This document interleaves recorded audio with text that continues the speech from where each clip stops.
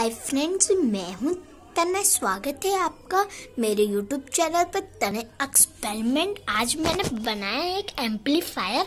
वो चलता है यूएसबी से। आप इसको पावर बैंक से भी चला सकते हैं। फिलहाल तो मैं इसको चार्जर से चला रहा हूँ। आप ये देख सकते हैं, ये वोल्टेज मीटर से मैंने इसको बनाया है।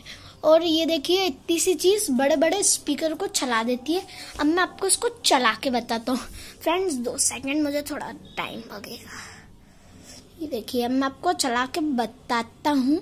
और अब मैं आपको इसका वॉल्यूम दिखाता हूँ, ये कितना अच्छा वर्क करता है।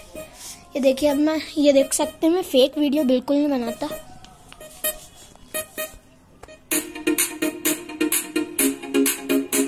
देखा फ्रेंड्स,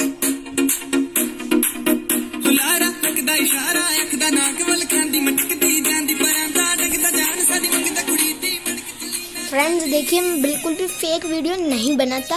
ये देखिए, आवाज आ रही है। अब आपको मैं इसकी फुल आवाज बताता हूँ। ये देख सकते हैं।